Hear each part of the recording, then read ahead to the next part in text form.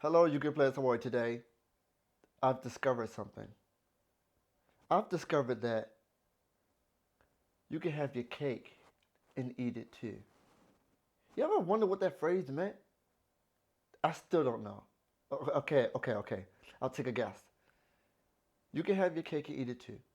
Meaning, you think the card game of Yu-Gi-Oh is expensive and you don't want to buy those expensive decks to win?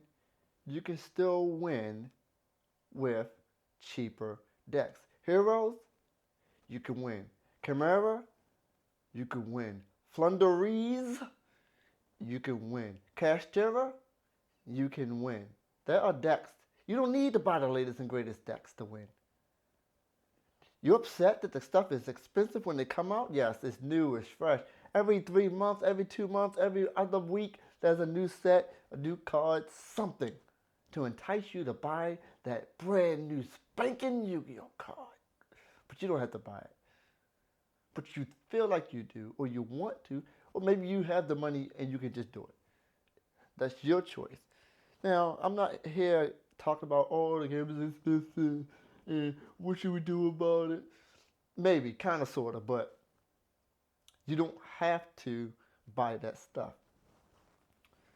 In the past 10 months, I done played Drytron, I done played Branded, I done played Bestials, I done played Chimera, I done played Chimera Branded, I done played Dogmatica, I played Castera. Those were my decks. What other decks did I play? Dark Worlds. I sucked at Dark Worlds. And I've been playing, I'm like, why am I buying, why do I need to buy these new cards? Why do I need to buy this bonfire crap? Fire King stuff, or what do I need to do that for? The deck I'm playing right now, Chimera Branded, has a good matchup against every deck except except graveyard decks or decks that banish a lot. Banish my stuff. Runics. I lose against Runic all the time. I'm sick of that deck. Ban that deck. I'm joking. That's how you can players think these days. Oh, this card is beating my deck. This deck is beating my deck. Ban it. And I feel like, okay, what I was about to say was, I don't feel like Yu-Gi-Oh is that broken. But in retrospect, and looking at the past, other Yu-Gi-Oh cards in the past, or Yu-Gi-Oh decks in the past, it's broken. Okay, we all know that. But as you play and get acquainted with the cards these days, or you get acquainted with how things are playing out, you kind of just like adjust.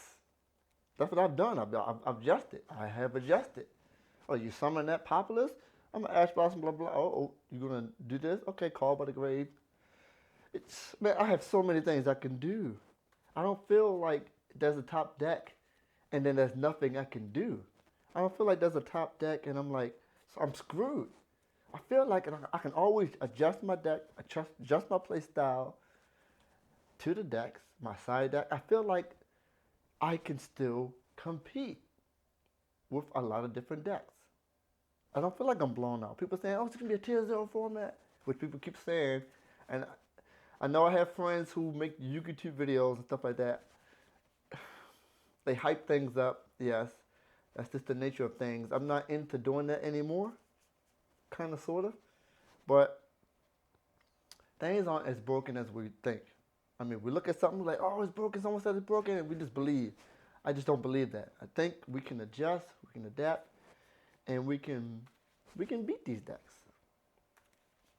with regular other decks. Not all of them, but cheaper alternatives. So that's the video for today. Yu-Gi-Oh is expensive or it's not, depending on whether you spend that money on it or not.